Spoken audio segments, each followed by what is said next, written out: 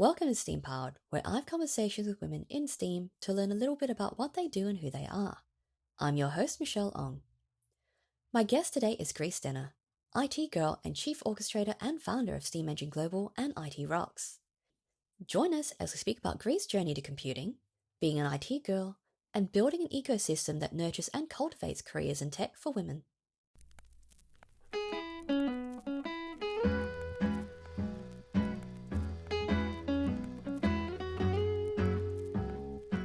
Good morning, Gry. Thank you for joining me today on STEAM Powered. It's wonderful to have you speaking with me today, all about your journey. Good morning, and thank you for having Yes. me, Michelle. I appreciate the opportunity to chat with you because I really want to learn more about you too. Yes, absolutely. So, this is such a great kind of thing for you because, you have the same sort of ideas about STEAM as I do, which is amazing. I love that. But, where did how did you get into computation in the 80s, which is, very cool and kind of rare for women? um, Maybe not as rare as you think, but I grew up in Norway. I was born in near the Arctic Circle, where the sun doesn't go down in summer, which messes with your mind, I'm sure, and your circadian rhythm, I think. Rhythm. But for us, it's normal, right? So I like to talk about being same and normal um uh, and to what we were talking about earlier on, like my entire family is very loud and talk a lot and talk over each other, so that's kind of normal to us as well. So but before I started school, I went to three different schools when I was in year one, which is interesting. I am an extrovert, but I was really, really shy. I'm still shy. Nobody believes me, but I am. Yep. So being extrovert means that you get energy from people. So I'm always around people, looking to suck up their energy and learn from them on my pathway. But so I learned very early on in my schooling that I needed to kind of fit in a little bit and contribute in a sense. But I landed my third school in year one. We actually landed there, and I lived there until I finished primary school. And at that school, we had a fantastic teacher. She was actually the principal of the school, and the way it worked in Norway from for all of primary school, you had the same school class teacher, which was really, really amazing for me. Not so amazing for my brother who got a different class teacher. But she actually allowed us to grow and work together and be part of forming everything. So I had a couple of friends at school that were also quite sort of academically smart, if we could say that. I don't know that I'm so streetwise, but I am. I was certainly quite academically smart then, and I also used to look out for people. I had this social conscience, and so I did well in maths and science. I also loved languages and that sort of stuff. But if you did well in maths and science back in we're the 70s here, you go for maths and science, and I know that's the same in a lot of cultures Yep. still today in some of the other countries. Then when I was 13, we moved to a new place to start a high school, and I was in high school for about 2 months, 3 months before we moved to Africa, and I lived in Africa, in Botswana, for 2 years as a 13 to 15-year-old, which was probably the most amazing experience anybody could ever ask for. A country where like a highly functioning African country in those days, 76 to 78, I was there, giving away my age, obviously. but but it was so amazing to be in a country where education was so highly valued as well. So everybody did their absolute best, even if they had to walk to school for an hour or an hour and a half to get there and things. I mean, I was only like 40 minutes walk to school and things. And I joined a science club there, there's a reason to there's a method to my madness here. But I joined the science club there, and we built, and remember, there was no internet, there was nothing that you could Google or anything like that there, and we built from a book. We built a solar cooker from Oh, cardboard cool. and alfoil, and we demonstrated it at at the village fair, the annual village fair, and we fried eggs and bacon for the people there. And for that project, I actually won a scientific calculator, which I still have. Ooh. And it's the first time Ah, I'd ever that's won amazing. something. So it's inspired me to kind of follow that sort of passion and things. And I guess I got back to Norway, and it was very strange to come to your own country at 15, 16, and you tell people about your experiences, and they just blank over in like 1 minute. They kind of, whoa. Oh. Remember, no internet, no TV, no YouTube, Yeah. no videos from Africa, nothing like that. So people had no idea what we were talking about. So it's a kind of a strange era to be back in, but it was also that time when you form new friends in high school, which was a totally Mm. different place as well. So I continued doing maths and science, and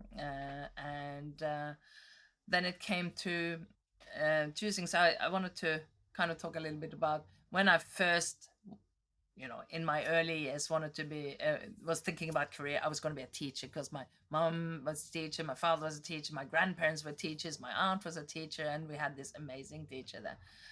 Then my favorite auntie came to live with us for a while, and she was a hairdresser, Mm-hmm. and then I wanted to be a hairdresser.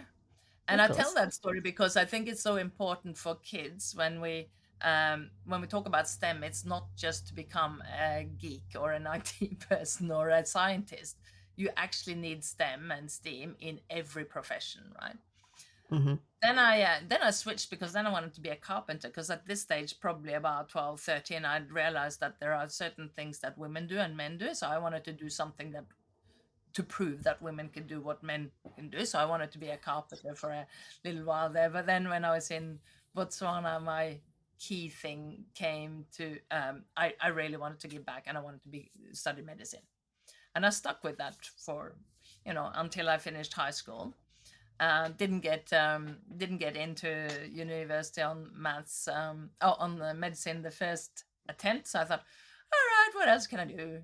And so I had a look, and I realized that IT, or computation, or computer science, was actually already then starting to underpin all types of jobs and things. And as we can see now, it's Mm. kind of the essence of all work. So that's when I went, okay, if I do IT or computer science or computation, as it was called then, um, then I can actually still help in all these different areas, which I have done. Well, maybe not so much in Yeah. hairdressing themselves, but that's how I ended up doing that. And there was, in those days, 15% girls in my year, and when I got out, there was 35 to 40% women in key roles in IT when I finished work. So I thought we were like at the forefront of this wave. Little did I know that it was going to go down like that. Yeah. Hopefully now we're on an upwards trajectory again. Yeah. That was a long story. You can't stop me. No, and it was a good story because, as you grow up, you're still learning about who you are and, what you want to do.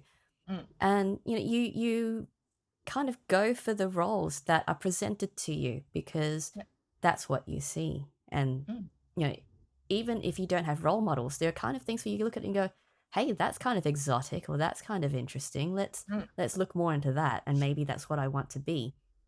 Because, you only think about the things that you know about. You mm, don't you wanted to be a teacher because you were surrounded by teachers and mm, it is about the role models. And mm, when I was growing up, I never really thought about that. It was more, this is what I'm good at, or this is what I'm not good at. yeah, mm, And, thinking about role models was a slightly different thing because the people around you are in these kind of guiding roles, but they're not necessarily going to be the roles that you go for when you grow up. oh, So it's true. yeah, it's a journey. Yeah, yes, it definitely is. But it is. It is about role models, but it's also about what you're good at. And you know, this might come out of left field, but um,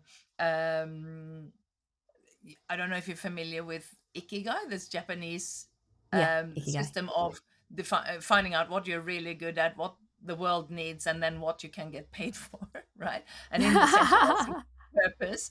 Um, Absolutely. and I'm still trying to find that, but I do use that to help people actually find their path when I'm coaching and mentoring in that field. Yeah, and it's interesting because how back then, because computers weren't exactly free on the ground. So how did you come to the idea that computational work was something that you had an interest for, that you wanted to explore further? For me, I think it was primarily about the fact that computers would be a part um, of the future, if you like, of solving real world problems, right? So Mm, I could see already then. I mean, I was looking at some of the other aspects as well, so electronics and geoscience and those fields as well. But I kind of went, this one is the most applicable across all fields. I don't know mm, where that sense came from. I have no idea how yeah, I came up with that brilliance already then, but but it was just that I guess that you know a knowledge that this could I could actually work in the fields that I was interested in with that sort of thing. It was also very much driven by um, a few sort of knowledges around women, like proving that women can do what men can do, but also finding that pathway. That there were a couple of women that were prominent, like in that field, that I'd heard of in Norway. No, nobody famous or anything like that. But then when I actually started working, well, my first 3 years, I was actually the only female programmer in the company I was at in Norway, but I was still working in mm, a global company there. But then when I moved and I was working American or multinational company, Control Data Corporation, working for the company that did the first supercomputer, right? oh nice, yeah. But then I moved to Oracle after about 3 years, and I had some absolutely amazing mentors and role models. I didn't realize though that they were mentors, right? And I still am in contact with these women. They were only like 2, 3 years ahead of, oh, maybe 5 years ahead of me, but had that sort of lived experience and were role Mm, models. And they were in technical roles and in sales roles and in analyst roles. Back in those days, it was all kind of baked into one. Yeah, but I just think that it's so important to understand that just because you're in a technical role, it doesn't mean that you have to be a programmer. You don't just need programming to actually create technology or create any sort of scientific invention. You actually need to have that connection with the outside world. absolutely. And it is one of those things where, this is why a lot of people now talk about how you need to have these other diverse ways of thinking to be able to Mm, innovate. mm, Because, just because you're looking down this narrow field, it doesn't mean that you have the exposure to understand, what your end users need, what your customers need, what the people or mm, community mm, need. And it's mm, having that broader kind of worldview that gives mm, you a better placement for how you can mm, contribute and how you can improve and, create things that give back mm, or that provide value. mm, mm. Yeah, and I think I've been very fortunate throughout my career in the roles I've had, even when I was programming hands-on, which is, now probably over 20 years ago, even though I can still write good SQL. But the rest of the world has changed a lot, but I was still able to be creative. And you know, I always tell this story about testing software and all that sort of stuff, and this becomes very, very much a software chat. Then, but in my first year of working, I developed this system that we were training the IT department at the University of Oslo in using, and I Yep. was training them. I'd built it, I'd tested it, I'd partially designed it, and it worked perfectly fine when I was using it. It took them 5 minutes to take the whole computer down for an hour. Yep. Because Absolutely. they went and tabbed back. Just imagine a world where there's no graphic UI. It's all a black Yep. screen with green lines Terminal. and Yeah. using backspace, and because we had like circles and things, so backspace, forward space, and lines and things to create these objects on the thing. And they tabbed back and forth between them, and it crashed the whole system. But when I was doing it, yes, it's all good. It's all good. So I learned very early how important it is to have people with different roles and different perspectives already when you're in that space. But I've that was a big wake up call for me in my role as a programmer, that okay, it's actually up to me to also make sure that what I do is accurate. And obviously in those days it would take 3-4 hours to a day to actually compile the whole code set. Yep. um so I always like to talk about this story. I don't know if you know about Dame Stephanie Shirley, who started a gig economy, I think, working from home programmers, women who were programmers, moms who were programmers, and they were That's cool. programming from home back in the 60s That's in the awesome. UK. Yeah, so I think she's like 97 now or something like that, or Yeah. in her 90s at least. But she actually did that then, and we think that this not gig economy, but at least this working from home is something new. But she actually set it up back then. But they actually had to write out the code by hand, right? Because they Yep. didn't have access to the Absolutely. computer, so it was actually programming by hand and that sort Mm. of stuff. Little bit different to know now, but about I think there was a lot less technical debt in those days. And I do technical debt because it's one of my pet peeves when people have written Yep. code and then 2 weeks later talk to me about technical debt. So technical debt, Yeah. for those who don't know, means that the program isn't working the way it should, in a Yeah. way, or isn't Well, written as well as it should have been written, and it yeah. can't be extended the way that. So I always go, well, why didn't you write it right in the first place? Well, And there's I'm so aware many that I'm factors talking to a involved. programmer now. Yeah, absolutely. Yes. And it's one of those interesting things. Like people say, we have to think about our technical debt. It's like, yeah, but then we've got, objectives and timelines and budgets. And, we can always do this post deployment. We can always do this. We can look after that technical debt after we release. It's like, that's never going to happen. Like, you're Exactly. totally not going to budget for this. And then 20 years down the track, you sit there with an application that has grown and grown, a soft piece of software that's grown and grown and grown, and Organically. yeah, or organically or by need, because you have a customer that wants Yeah. this and another customer who wants that, and It's just the and nature of the thing, though. Like, yeah, yeah. So it's kind of, and then you get new ways of doing it, and you get better ways of yeah. doing things, and all that sort of stuff. Now, my pet peeve is just when people say the next sprint, that we've got technical debt from the previous sprint, and I'm going, yeah, but then we manage it. Then you don't take on that much, right? Because when Yeah. you're doing agile, you actually are in charge. You should be in charge of how much you, as a team, commit to doing. Yep. And, it is odd. Like, technical debt at a sprint level is a little bit micro because that's a very short period of time. It is. It And if you're is. accruing technical debt that quickly, perhaps you need to kind of backtrack a bit to the design. I know. But yeah, it's Anyway. just one of those dev things. But yeah, no, but I guess I don't know.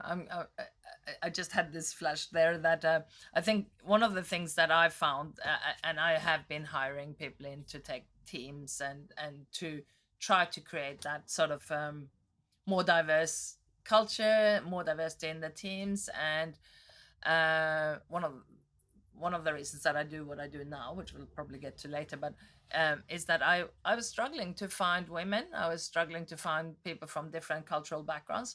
Um, I think there's a lot of youngish men with Mm, similar sort of developed world mindsets, if I can say that, rather than saying yeah. young white men, because it's not necessarily. But No. it is a lot of young men, and it's very hard for girls to kind of find their space in it. And I had more female colleagues in my in technical roles in my early years than I have had in my later years, when I was actively trying to find women. But the early years, so my first 9 years, I worked in Norway, and then I came to Australia. But even the first few years in Australia, I was working for Oracle still.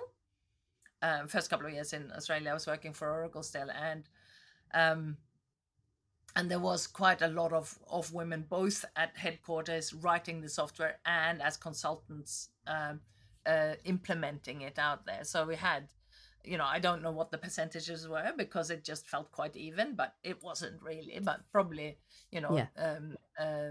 in that sort of field, in the work that we were doing, it would have been 25-30% in the larger companies. And I think that's the case Mm-hmm. now as well, but it's the smaller tech companies that don't really have that because they can't necessarily afford it. There is a supply and demand problem, right? Mm-hmm. In tech.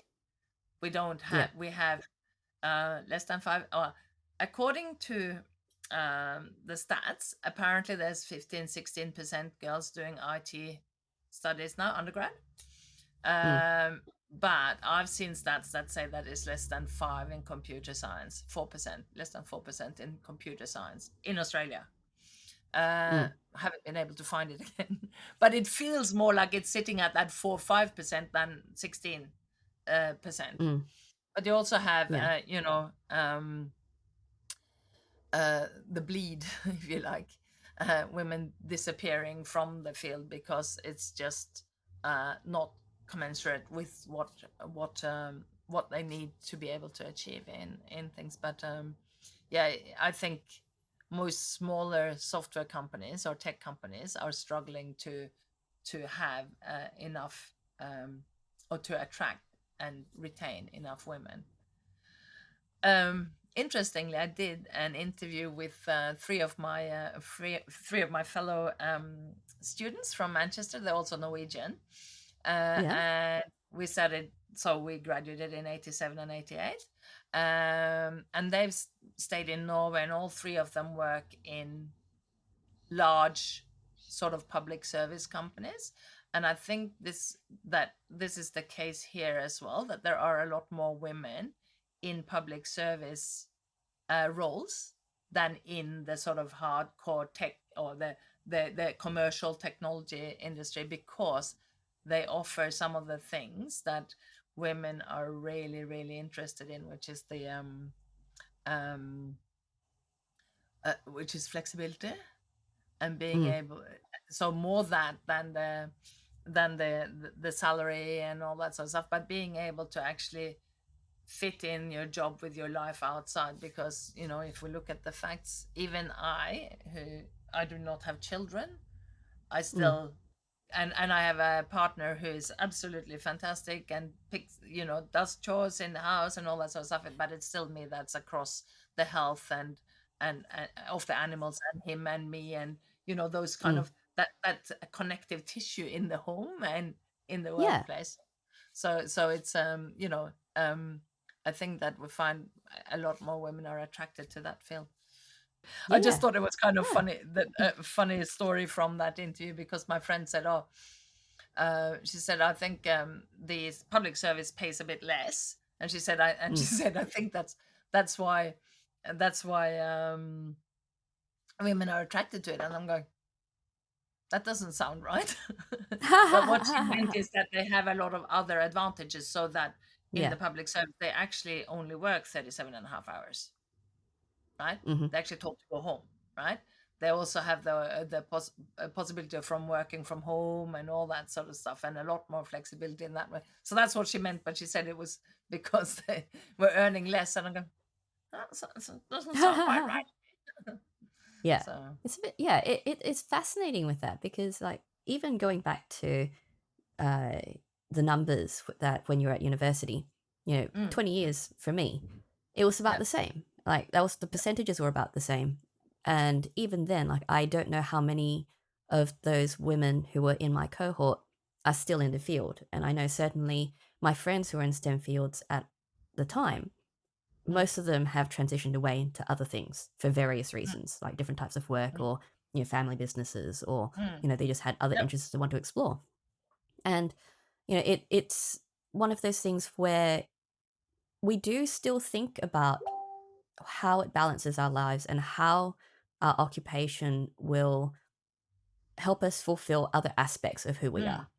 yep, And, yep, back, decades, whatever, people would say, yeah, so we don't pursue these careers because we're going to become homemakers or we're going to become parents. And we have to consider mm, that mm, mm, division of our time mm, and how that impacts on developing a professional career.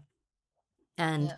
things have improved, but it's still that kind of thing that we think about. We still have those considerations that we have to make about other aspects of who we are and what our Mm, role is in our lives in all capacities and not just professionally.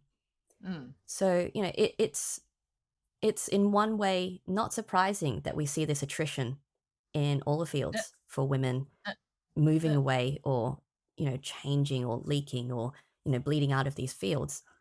mm, And, it makes sense that you're looking for mm, occupations mm, that mm, are, or companies and employers who are a bit more flexible to allow mm, you to be able to do that. mm, And, more companies are getting better with that. And you see, companies like Netflix and their manifesto that was being promoted quite heavily a mm, while ago about unlimited paid leave and flexibility and all of this. And mm. there are issues with that, apparently, statistically.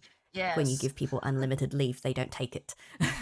So, there are lots of factors involved around the way that we handle the idea of leave, the way that we Mm, handle the idea of personal care time or being sick, which is a mm, big mm, thing mm, that I think comes up a lot because we're not allowed mm. to be sick. It's a taboo. So, there's Or we so don't many allow factors involved ourselves in to all be of sick. this. Yes, exactly. We're not allowed to allow ourselves time to recover when we do become sick because we feel obliged to, the economic machine. But yeah, there's so Mm, many things that factor in, and this affects men as well. But for women, for some reason, it seems to mm, impact us more because of the way that mm, we approach things, the way we think about it, and mm. it's not just biology. Yeah. No, it isn't. But I wonder, like, you were saying, oh, you're not allowed to be sick and things. And I was thinking about this video that my brother actually sent me and said, oh, you've got to watch this. And it was a girl who had ADHD, and she was saying that her and her brother were diagnosed about the same time, except they diagnosed her brother straight away because he was acting out, right? Mm, Whereas she was excelling, and the mom took both of them because she went, okay, there's similarities there. yeah. And she took both of them to the doctor. The doctor says, oh, how's she doing at school? Oh, she's doing really well. She's acing all her subjects, all that sort of stuff, being the good girl. And then, oh, well, she can't be ADHD then because she's so smart. But her mom insisted and she said, thank you for your opinion. I'd like to see an expert. And she got it. But what this girl was saying, and I'm telling this story not because of ADHD, but because I think women generally do this. So, because her brother's symptoms were so much more prominent and Severe worse or than yeah, hers and in a obvious. bigger need than her, she subdued her own things. So Mm, she put herself below and her needs for mm, addressing something below. And then her dad got ill with cancer, and then she did that again and that sort of stuff. And so she has, through loads of therapy, um, uh, actually learned to position her own thing and say, like, listen, I can see that you have a higher need than me right now, so let's talk about you, but can we talk about me when you're ready for it? And I think that mm, that's not an ADHD thing, but I think women tend to do that. We tend to go, yeah. oh, my child's ill, my husband's ill, my colleague's ill, my friend's ill, like everybody else around us is ill. So we just, at least high performing women and smart women, it's kind of like this this cyclical thing that you kind of go, okay, well, I'm not really important enough to put myself above and get the help that I Mm, need in this process. Does that make yeah. sense? It does make sense, and it's things that I know I do myself because Yeah. other things are going on. Things Mm, need to get done, so mm, I can deal with me later. Let's deal with everything mm. else first. And Yeah. it affects not just interpersonal relationships, not just our health, Mm, professionally mm. as well, because other people's needs tend to get put above our own, and whether we do that Yeah. consciously or unconsciously, it's not helpful. No, it's not. And I think we're also often our own worst enemies, Yeah. right? Because we actually put that on ourselves, and then we kind of go, okay. And that goes through to other things like we were talking about much earlier about, Mm. valuing what we do. and putting Yes. ourselves out there. So once you're in a position of knowledge and wisdom, and where you actually bring a lot of value to people, we say, oh, but other people have needs that are higher than mine, or other people are more valuable than me. So I think that Mm. although we've segued totally away from STEAM now into No, no, into but this is a women's part of who mindsets. we are in STEAM, so perfectly reasonable. And it does come down to like, we have this need to be able to provide service for others. Like I think a lot of Yep, us tend to be yep, service yep, oriented yep, in any capacity. Like there's yep. a lot of ways that you can be service oriented. Mm, And at the same time, there's also the imposter syndrome, and then feeling like the sometimes the default need to kind of diminish our mm, abilities or our capabilities or our who we mm, are in order to be mm, able to provide function and service mm, elsewhere. mm, And it's I don't know how much of that contributes to the fact that our numbers diminish or that we do have low numbers, because mm, a lot of these are very highly technical, very demanding fields mm, that we end up going into, have mm, people who also speak a lot louder than we do. mm, So, mm, how much of that contributes to how we perform for ourselves, not for other people, mm, and, how we approach certain mm, mm. problems, technical or social or professional and otherwise. Like it's all very interesting. Well, women are often are always held to a different standard than men. Yes. I'm not saying a Hmm. higher or a lower, but let's say higher, um, by men and by women and by society in general. So I Mm. have a loud voice, but I'm Yeah. a woman, so I'm not supposed to have a loud voice. I've Yeah. been I've been sat down by colleagues and said, "Oh, you can't say that." And I said, "But he just said it."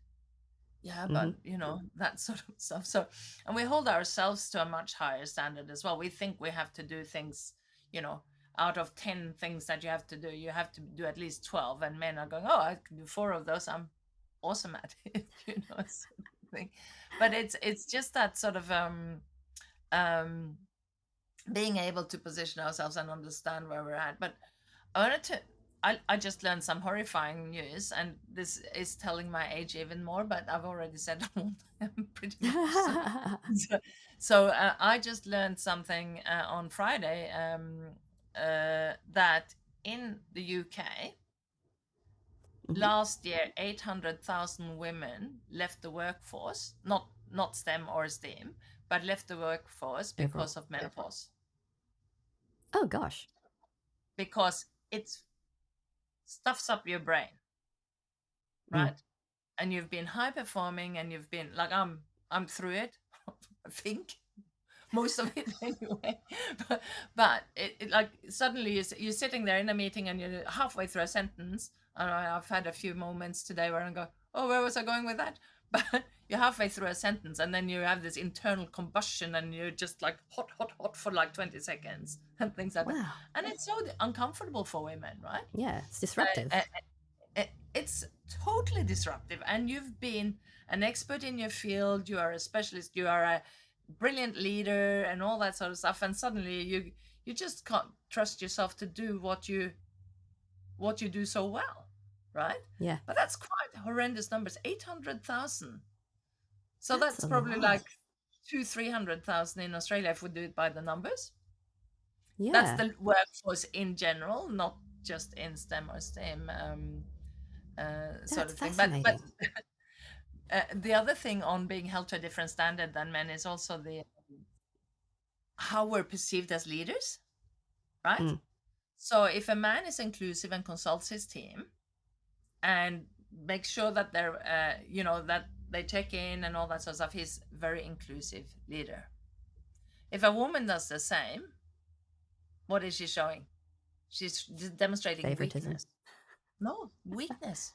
Weakness. Weakness. Yep. She's not a man who's inclusive is a brilliant leader and An inclusive ally. leader. A woman who's inclusive is not confident enough. Mm. Yeah, that's yeah, the consultative thing. That's very interesting. Yeah. Very It's true. really, really interesting because Yeah. in general, and this is proven by study after study after study, that women are better leaders than men. when it comes to getting people to do stuff, and to when it comes to people to feel like they belong. Mm, But but yet we're still considered weaker leaders if we do that. If we talk loud, we're also being too loud. So it's finding that balance. But I do think that we can raise awareness around these kind of things and make sure mm, that we're visible in a positive way, as positive role models, as um hey, you don't have to be a programmer to be in IT, right? You can be, yeah. you know a crazy rock and roll chick that rides a Harley. Yeah, you like know we'll have there are all different roles available, and there's all yeah. sorts of because there are all sorts of different roles available. They're available to all sorts of people. So Mm, it's just how you approach ideas and how you approach problems, and that's why anyone like the adage anyone can be a programmer is very very true. You might be a mm, bad one, but you can still be a programmer because if you can think about things in a different way mm. and you can problem Yep, solve, yep, that is the key part of what we do. We solve problems. yep. But this is why I Yeah. always talk about, I love the concept of 21st century skills, or whatever it's called now. It might have changed names over the last 3 years, but it's just about the creativity, the critical thinking, Mm, the collaborative mindsets and all that sort of stuff, which is kind of what I see that STEAM encompasses, if you like, bringing that arts and absolutely. humanities into the science, technology, engineering, and maths. But if you look at Yeah. engineering, for example, it's an extremely creative field, It right? is. It's very, It's very creative because you have to come up with these fascinating ideas and yeah, interesting ways of solving yeah, problems while understanding physics and society and architecture. It's like yeah, there's so many different aspects of the work that we do, which mm, isn't purely technical. Because if it was purely technical, you can't solve problems. You need to be creative about it as well. yeah. And I have a couple of favorite quotes, which I probably tell everywhere, but I'm still gonna do it. I think it's Einstein, and this is me paraphrasing it. But if you go about solving a problem with the same way that an unsolvable problem in the same way that you've always tried to solve it, you're never going to solve it, right? Hmm. So you have to think in new different ways. But when one of my the ones that I quote probably more often is Akov, who said that um, we don't usually fail because we create the wrong solution. We fail because we solve the wrong problem.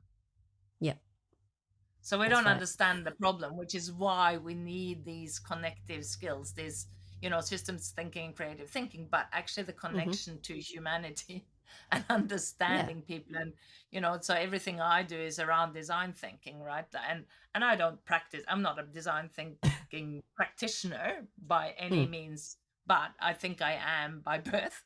I'm like, I always yeah. question things, so why would we do it that way? But why? Hmm. But why? Like I turn Yeah. into a little 3-year-old when we get to get to solving a problem, because what people come to you with is like, okay, well, I've got this idea for an app, Gray.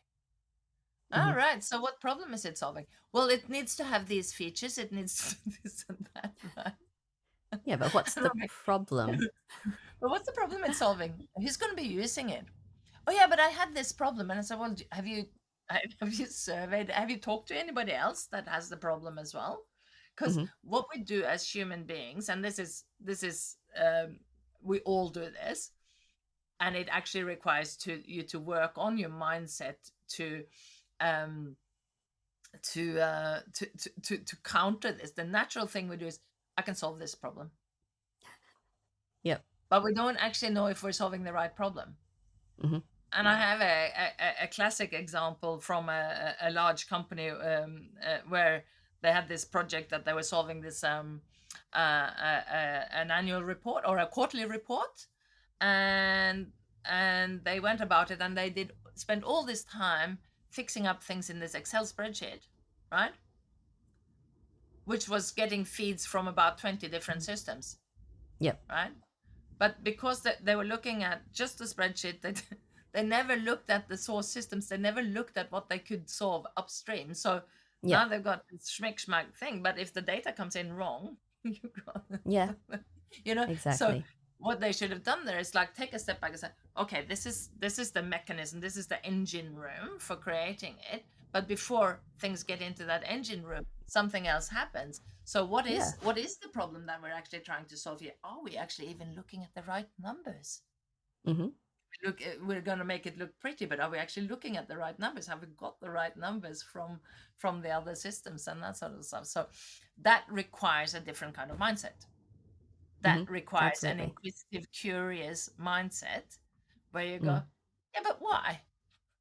Be that Yeah. annoying, but why voice. And then I waffle on, but it's just, I just think there are so many areas that we need these, having different perspectives and differences in thinking as well, right?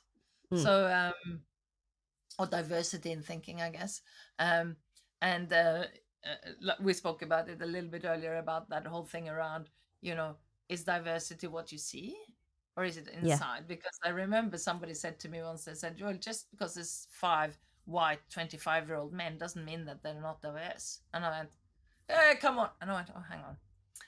and Yeah. and it just so happened that that particular the particular group that they were talking about, they were actually quite diverse. They've had very, very different backgrounds and upbringings, but they're all I don't think there was five, I think it was four or something, but they were all one had grown up in very, very horrible childhood. One had a disability, one had lived overseas, and it was like kind of, they were actually really diverse in the ways because they brought differences in there. So sometimes it's we I think that by having diversity that shows on the outside, Mm.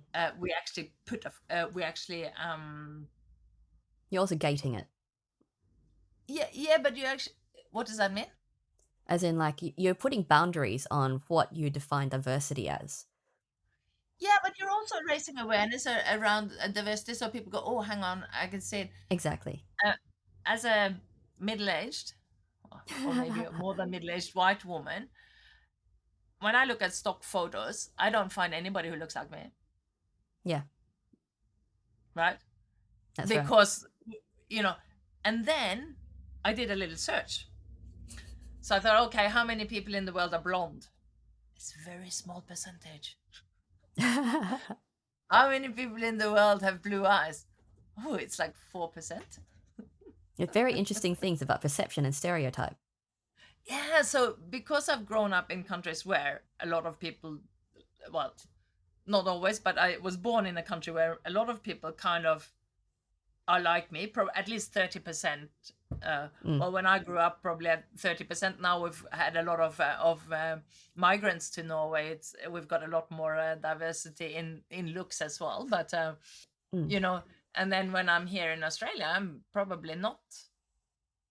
I'm definitely not majority. I know that. Yeah. And you used the term exotic earlier on about looking about different fields of study and all that sort of Yeah. stuff. And I remember. So to me, exotic meant somebody from West Indies or Far East and that sort of stuff. And I remember somebody said to me in my first few weeks in Australia, said, "Oh, you're so exotic looking," and I'm going, "No, you got it totally wrong," because I didn't know That's the meaning of fascinating. it.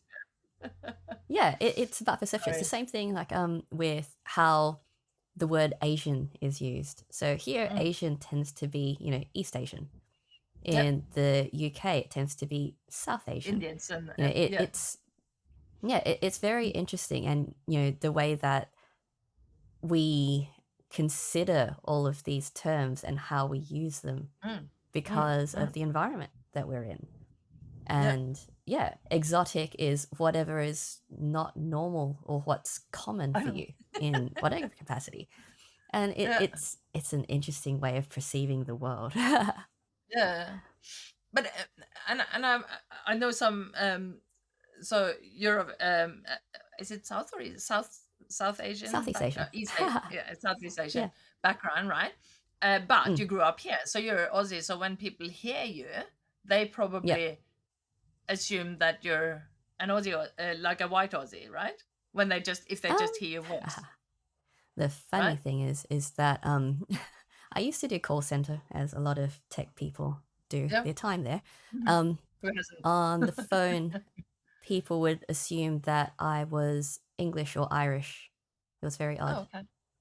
Yeah, and then they, see the name or they hear the name. It's like, okay, that's not where I kind of imagined that.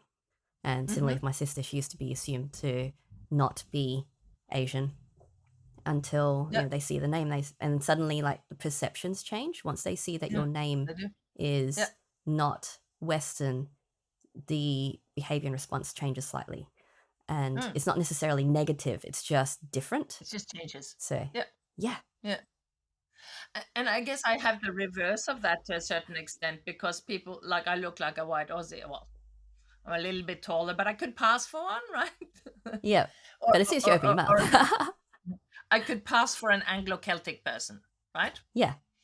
Um, uh, but then I open my mouth and I am very direct and quite loud, and I have my mind goes in a million different ways with my little orthogonal mindset and things like that, and people Yep. just go, "Whoa, what is this?" you Yep. know? So it's kind of that. Because I've spoken with somebody else in a similar situation to you, grew up here but had a Hmm. Southeast Asian background, and until they see that, she doesn't even have an Asian sounding name, right? So Hmm. it's not. It's only when they see her they go, oh, right. Whereas Yep. they expect something different with until I open my mouth and I act like a little bit too direct and things. Yep. Absolutely. And it's also an interesting cross culturally as well, because I did a Japanese intensive language course in Japan. Oh yeah. So there were a couple of other women there from Mm. Australia. None Yep. of us were white Australian. And the Mhm. three of us were considered far too mouthy, were far too direct, and very opinionated. And it rubbed them up the wrong way. The Because Japanese. yeah.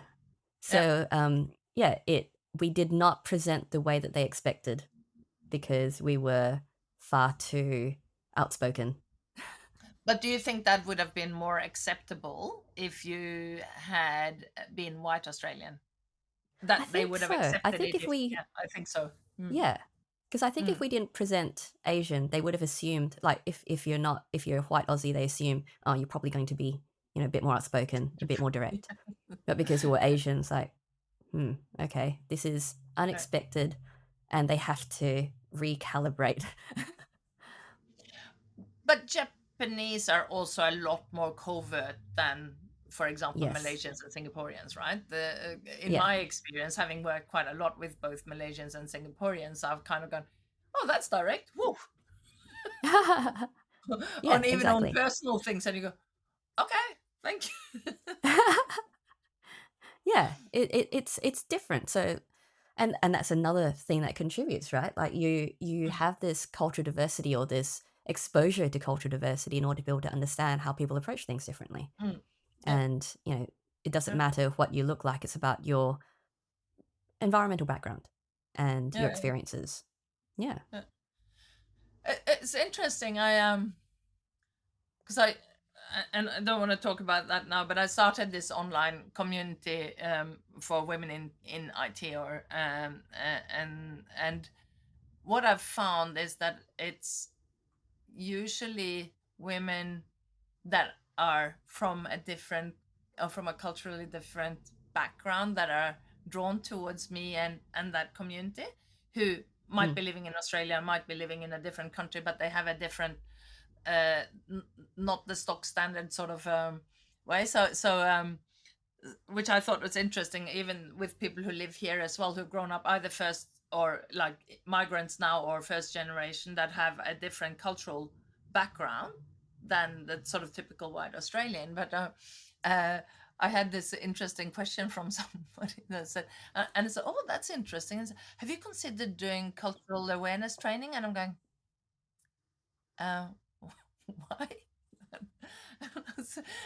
Well, to deal with people from different cultural backgrounds. And I'm going, you know that I'm Norwegian, right? And that I've worked on all continents except Antarctica, and that's on my bucket list. And you know that I lived Yeah. in Africa as a teen.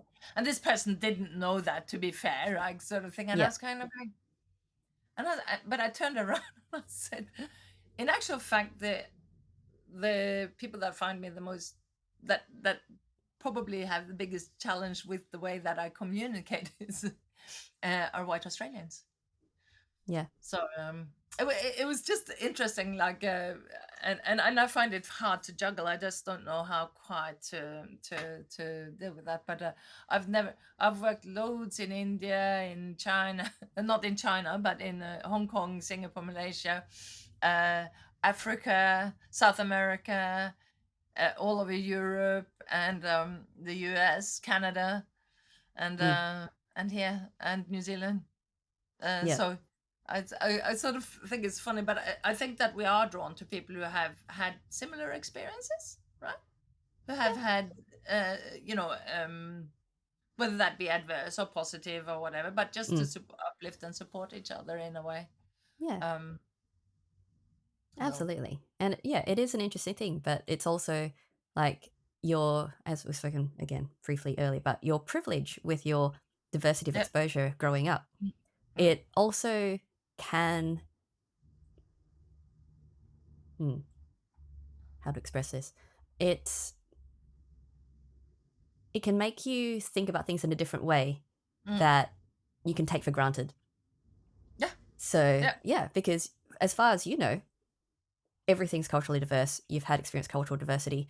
yeah. So when people approach you who haven't had that cultural diversity, it's, yeah, again, a change in mindset. It's like, right, so how do I do things if I had never had my experiences?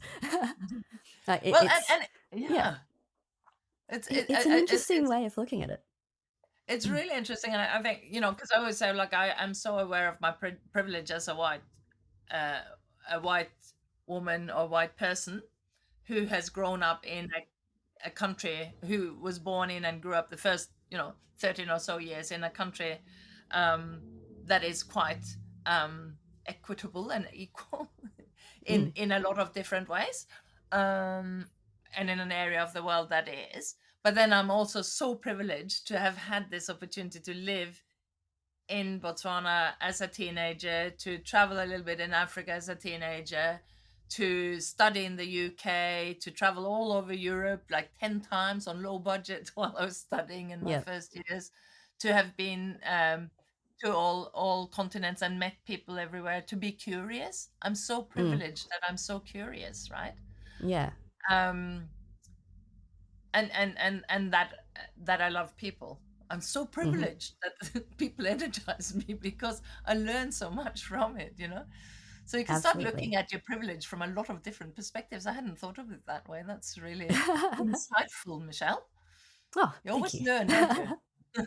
Yeah.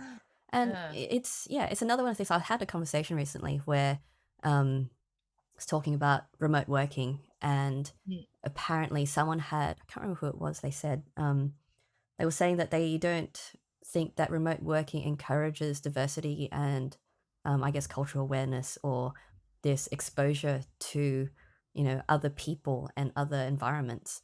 But that experience is completely contrary to mine because I've remote worked since mm, 2008, and mhm, for, for groups and with teams in different countries. And I've had more cultural diversity in my co-workers doing that than I have working locally on site in an office. yeah. And it's because, the people, when you work locally in Perth, you get Asians, you get Western, Australian Westerners, and, you get a few other things, but, it's still fairly, Mm, for me, normal, in quotes, yeah. because that's the environment that I grew up in. That's a familiar kind of Mm, blend that I have mm, exposure to. mm, Whereas, working for, telecommute and occasionally doing international trips, I work with people from South America, I work with people from mm, Poland and, mm, Canada and New Zealand. And, it's from all sorts of places.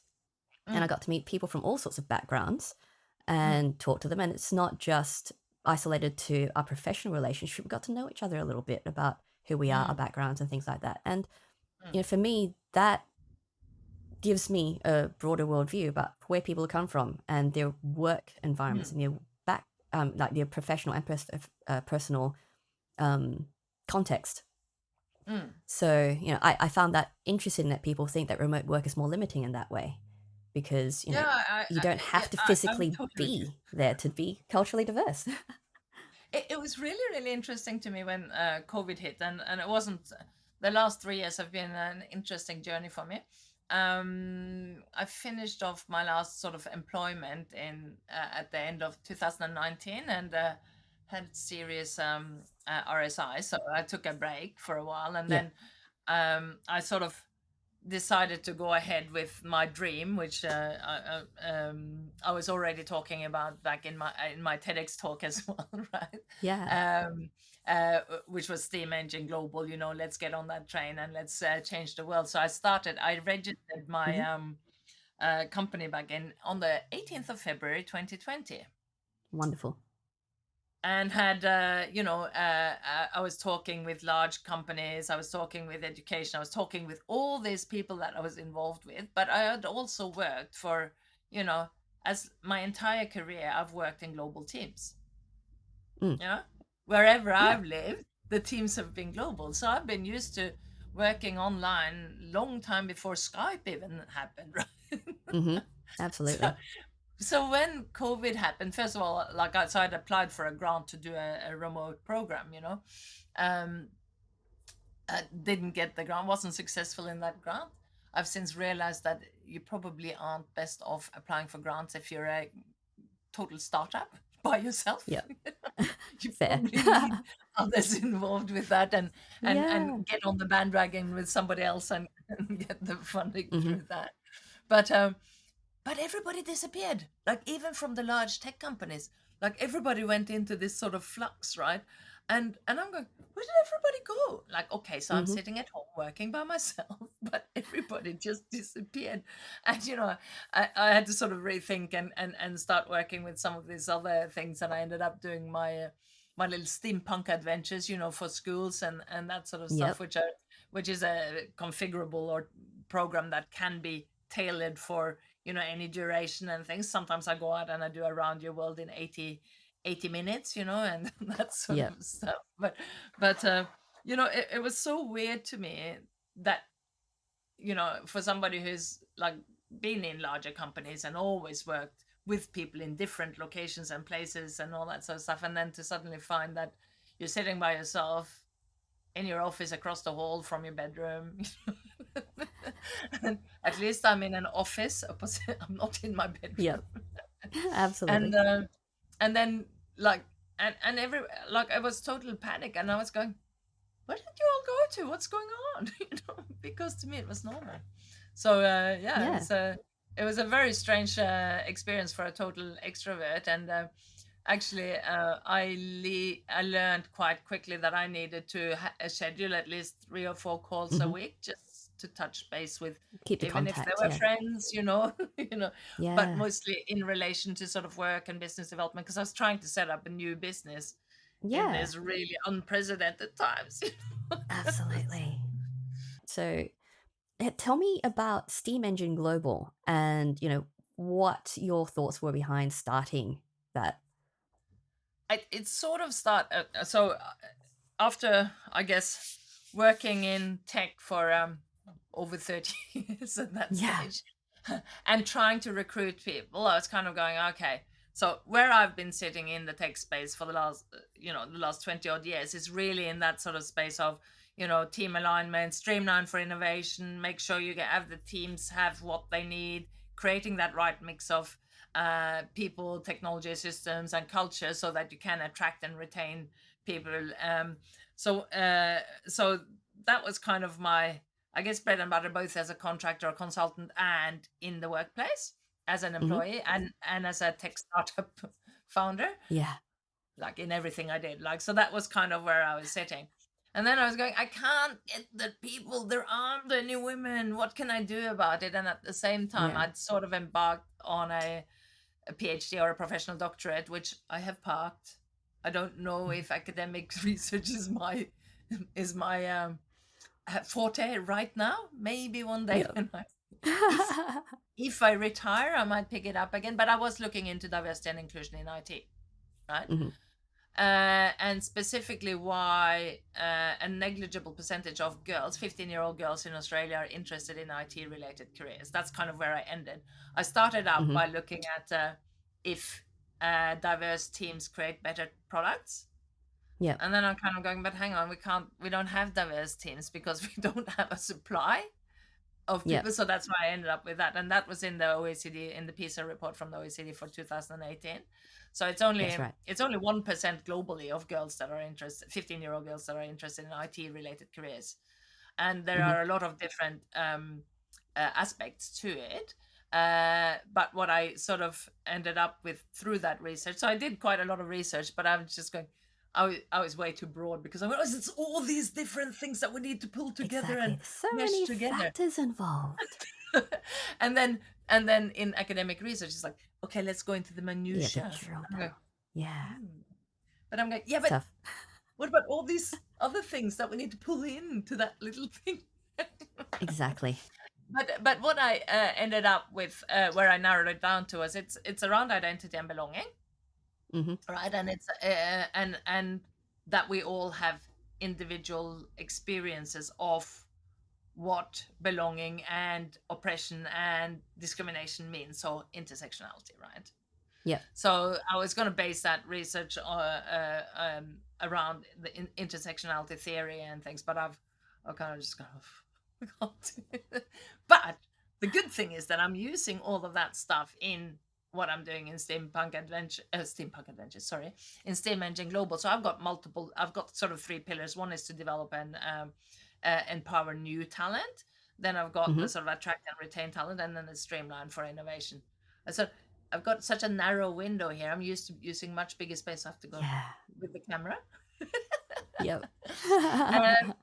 So I started at, rather than starting where, where my superpower in the tech industry was, over on the streamline for innovation, I went, hang on, Mhm. we need to get more talent. So that's when I started developing this youth engagement program, which is what I'd applied for funding for. Yeah. But also then from that, with the National Science Week in 2020, I just launched like a steampunk adventure, which was the same thing, but just like as an online program to see if there was any interest. And it's design thinking based. It's really just about learning the skills, the human skills around creating technology. But you can still create technology. You can still set up a website and all that sort of stuff. But it's really about that, all the process you have to go through before you even get ready to develop technology. So Absolutely. yeah, so I love doing that. I'm actually going out to the It Takes a Spark conference on Wednesday Nice. to do to around you all in 80 minutes. But ideally, that program is set up so that I can support teachers who, Mhm. and STEM and STEAM teachers and ICT teachers, um, through a subscription or whatever, so that it actually then maps to where they are in the curriculum for the year group that they're in, Amazing. and then give them the mentoring that they need, or that they might want or might need in that process, so that you actually do it across schools, not just within your school, because there's a lot of teachers that I haven't found the right thing, and I haven't really been working on the last this past year, because I've Mhm. been focusing more on the diversity, inclusion, and belonging, and DIB audits, and so I'm calling dibs on belonging, dib. Uh, so so that's kind of the central pillar, I think, and that's where you start creating inclusive cultures, so that you Mhm. can attract and retain that talent. And that actually now I've just set up a separate tech company to develop technology for measuring diversity, inclusion, and belonging. So develop a Ah, platform amazing. for that. Yeah. So really excited about that, but that needs to be outside. I'll still be doing consulting in that field. And then Mhm. just as we're speaking now, I'm working with a few organizations to, um, in a more B2B sense, to help organizations scale, or actually get that communication between business and IT teams working better, or non-tech founders that want to be Mhm. in the tech space. And then Absolutely. obviously also under the whole under the build or develop and empower new talent, I also have my global online community, It Girls Rock, which is Hmm. part of my sort of sub brand Women Innovating Technology, because I really Yeah, really really want to encourage more women in to start inventing and creating technology, right? So absolutely. because we have so much to give and we have so many problems, real world problems that need to get solved, and we need to give input into that. So that's kind of my, and that's that's on a separate platform. It's a sort of low entry group mentoring courses, conversations, collaborations, coaching type thing, Yeah. called itgirlsrock.global. So Yes. that's kind of those pillars. I do tend to lean over to the one that's kind of about building new talent and things, because I love that space. I love working with Yes. people. Seeing the lights go on when people go, "Oh, I can do this," right? So, Yeah. but I think I'm really quite excited about the more sort of the more B2B side of things, like stepping back into my innovation and technology space again, and developing the technology. Yeah. Don't tell everybody that I'm doing so many things, because people say focus, focus, but that's not my brain's like that. My brain's like Yeah. And that's that. entirely reasonable because, the problems that you're trying to address are about the entire pipeline, right? I know Yeah, they are. pipeline gets Yeah. thrown about a lot, Mm, but it is about, you're trying to nurture and mm, encourage mm, development at an early age mm, because you want to get them when they're thinking about their careers and who mm, they are and what they want to do and what they mm, want to be and trying to motivate them into mm. finding a purpose. So, you Yeah. start them young and then you want to be able to cultivate them. You want them to be able to grow in that space. So it's a very holistic way of trying to approach a It might be a career little bit much in for one IT. person, maybe. Maybe, but this is why you've got separate streams, right? Like it's different This is right. focuses because you're still it is very broad. I mean, yes, you have lots going on, heaps, but But it's it's still all going trying towards to my North Star. I'm happy. I'm happy. yes. Exactly. And it's having that North Star and understanding that this is where you want to go. Your problem is that you couldn't find people in this space. And Mm, so now this mm. is you trying to make sure that you do have people in this space, Yeah, not for just for yeah, yourself, but for everywhere else. Because, yeah. yeah, we need to be able to, you need to be able to help people find their Mm, reason for being, mm. find Yep. what their North Star is. And how else are you Mm, going to do that other than by mm. nurturing and growing and guiding? And Yep. that's, entirely what Steam Engine Global does, not just Yep. for the people who are going to be entering the workforce, but for the And companies who are not going to be just for hiring them young as people. well. Mm. Yeah, yeah, absolutely. Yeah. Well, Yeah, it's a it's pipeline, and amazing. I would have liked to be at a space where I had a team now, but I'm not quite there yet. But we'll get there. Yeah, we'll get there, and that's fine We'll because get it's there. it's all about everyone's journey, right? Yeah. Yeah. Okay, so we might wrap up with some of those soft questions that I like to ask Hmm. all of my guests at the end of our conversations, Hmm. just to get a little bit more context about who you are. So, what hobby or interest do you have that is most unrelated to your field of work? I guess travel is my big passion. You know, Hmm. um, hasn't been an awful lot of it lately, but so I don't do an awful lot of I don't knit. I know how to knit. Like, I don't do paper mache. I don't do origami, but I do love to take my dog for long walks on the beach, and that's Yeah. kind of my sanctuary. And that's very far. I don't even take my well. I sometimes take my phone just because I like to take photos, but I just try to. That's kind of away from all things or Tech. digital, right? Yeah, absolutely. And we do need that kind of space to get perspective and just to take a step back Mm, from, what we're so focused on. mm, It can be challenging, especially, the last few years when everyone has been stuck and the only way we can get connection is via digital means. So, yeah, mm, being able to have the mm, opportunity to take a step back is great. mm. And I think another one that I'd like to do, which I haven't done yet, is that I think I'd be a great stand-up comedian. Ooh. Do some improv. Take I some improv will. classes. See how That's you kind go. of my thing. Oh, improv. That's my next thing. I need to do something. And I used to play football, but I was the oldest playing Nice. member of as in soccer. Soccer, you call Yes, it of soccer. course. Round ball. The world game, I call it.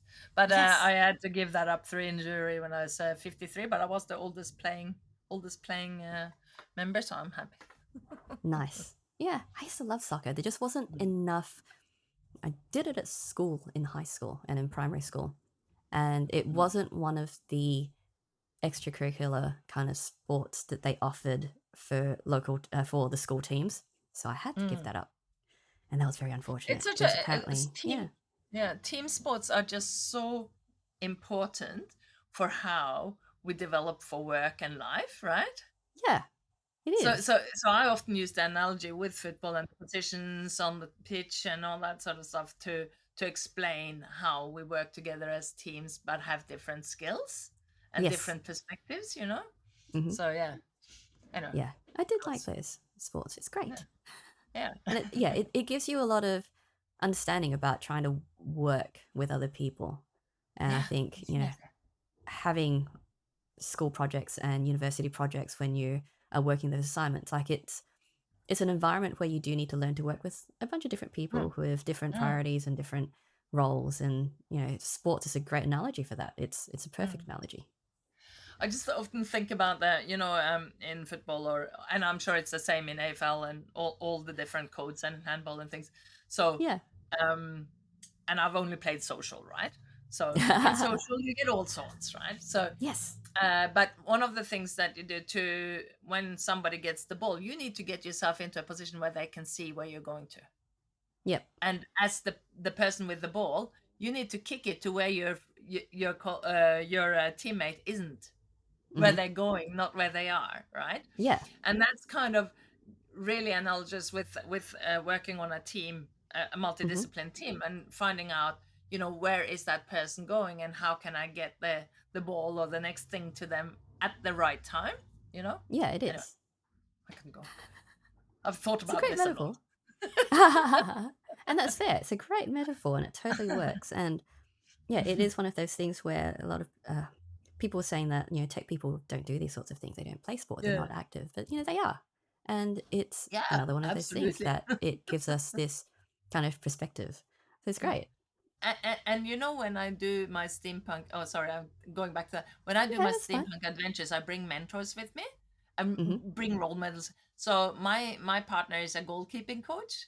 So he's Oh, come along nice. to my steampunk. So STEM stuff. I've had a young Matilda's player. I've had a social worker. I've had a youth worker. I don't bring people who are programmers necessarily. I do bring some of them as well, but I bring Yeah, anybody. it's And then we talk perspective. about how STEM and STEAM is present in their lives. Sorry, Exactly. I thought I'd No, drop that one no, into. no, no. This is exactly right because it's the whole point about Steam, Yeah. right? Like Mm, it's mm, all about the different aspects. It's not just about the creativity, it's about your mm, experiences mm, and how else Steam impacts your life and how you mm, impact Steam. Like it's mm. a Yeah, very symbiotic relationship. yeah, absolutely. Yeah, yeah. And which childhood book holds the strongest memories for you? Pippi Longstockings, hands Yeah, down. She's my Pippi Longstocking's superhero. great. Yeah, she's amazing. Like it's such a wonderful story, and it's been such a long time since I read it. But yeah, Pippi Longstocking's amazing. It's just amazing the story behind it as well because um, you know when Astrid Lindgren wrote it, she wanted to write something that about somebody who didn't really care too much about rules and things like that, and it was her daughter that named her. But when I grew up, there was a TV series, a Swedish TV series. Hmm. So we had three channels. We had one Norwegian channel and two Swedish channels. So we actually got to see the Swedish channel in black and white with Pippi Ooh, Longstocking. Um, nice. and the actress is just a year older than me, so it was just Oh, very cool. timely, right? So it Yeah, was, you perfect. know, so that's my superhero. Yeah, that's a good superhero. Cool. Yeah. And lastly, what advice would you give someone who would like to get into what you do, and what advice should they ignore? Ignore any advice that says that you're not good enough. hands down. you know, Yep. anybody who says that you can't do it because of who you are or whatever, just do it. Um, realize the advice would be that realize that technology and IT and STEM in general is extremely diverse. We need people of all sorts, and there are so many different kinds of roles. And I just did like I did a unpacking and exploring, careers in IT yesterday, and it's the trends now are not it's not the software engineers that are highly sought No. after, it's business analysts Hmm. and the change managers, project managers, and that sort of Yes. stuff as well. Subject matter experts, you you know uh, if you're a nurse and you have an idea, why don't you like sort of join a community with women who want to use technology to solve pervasive problems, so Yeah, precisely. be strategic about your networking, be strategic about who you talk to about it. Also realize that like if you're looking to develop your own technology, that an idea is only an idea until you've done something about it, and it's very Exactly. likely that somebody else has the same idea, so it's not necessarily that they've stolen it. It's Yeah. just that 100 monkeys theory, where the same idea occurs in two totally different areas that you can't even reach by ocean or plane.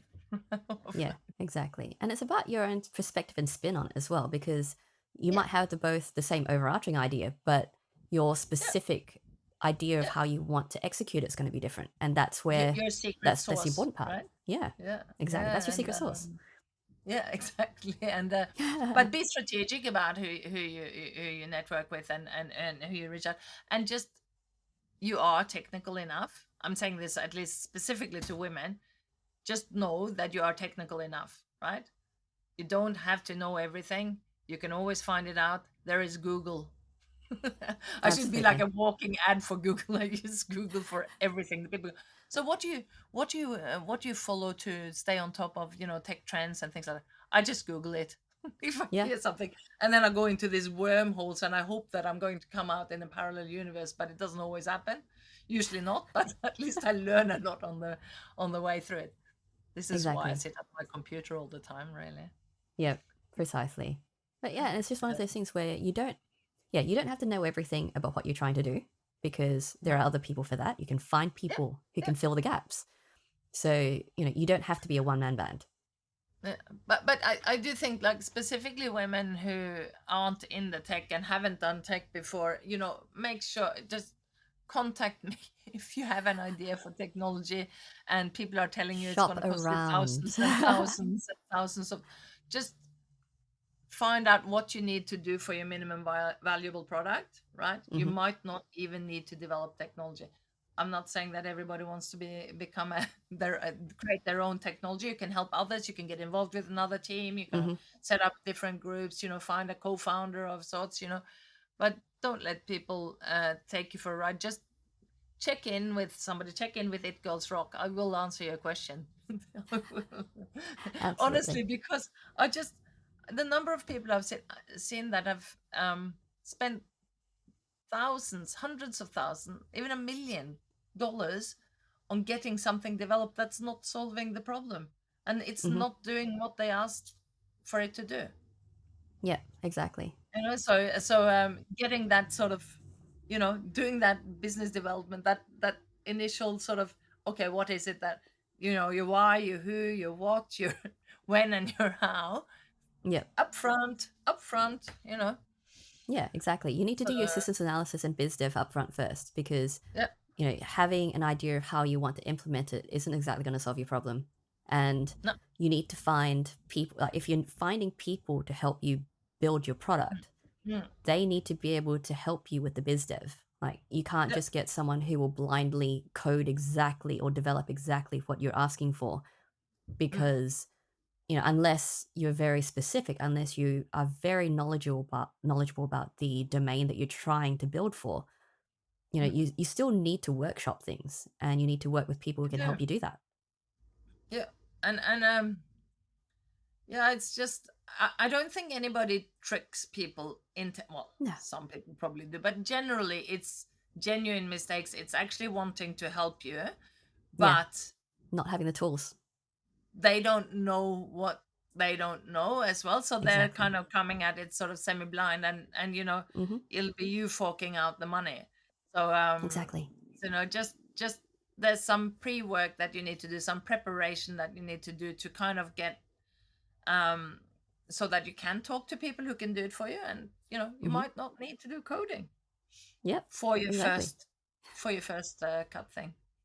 Absolutely. It's Don't good tell advice. developers, oh, hang on, I'm talking to a developer.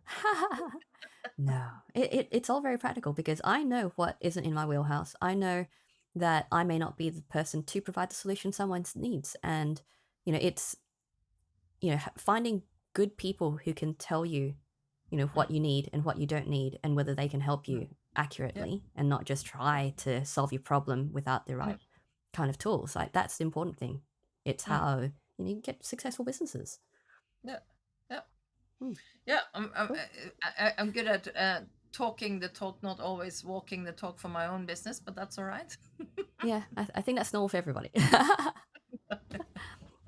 I Can't see know. the forest for the trees. That's right. No, I can see all the trees, Yeah, you can see all the trees. That's the each problem. individual tree. Anyway, Exactly. Okay, well, thank you so much for speaking with me right. today, Gry. It has been absolutely amazing speaking with you all about this very broad, topic of STEAM and how culture and, our Yeah, environment and ourselves, how we impact, our careers and our lives and others. yeah. So if people would like to know more about what you do, where can they go? They can go to my website. Oh, they can find me on LinkedIn. They can go to my websites. I've got multiple websites, so they are my name, grystene.rocks, Yep, or it's for the community for IT women. It's itgirlsrock.global, and my business or my social enterprise, Steam Engine Global, is at steamengine.global. excellent. So there you That go. is amazing. Mm. Yeah, so this has been such an Thank you amazing so much for conversation. having me. It's been an absolute pleasure. I've Yeah, really it's been a enjoyed it. pleasure. Okay, great. Okay, so thank you again, and I hope you have an amazing day. All right, you too. See ya. Wonderful. I've loved speaking with Gry about her journey and industry experiences, and the factors involved in cultivating diversity and inclusion in the tech space in all roles. To learn more about Gry and what we discussed in the show, or to connect with us, please visit the SteamPowered website at steampoweredshow.com. You can also find out more about Gry on LinkedIn and her websites, the links for which will be in the show notes. If you enjoyed this conversation, please let me know. Subscribe to the show, leave us a rating, and share this with your geeky or geek-curious friends. You can also support Steam Powered on Patreon, the links for which will also be in the show notes. Thanks for tuning in, and we'll see you next time.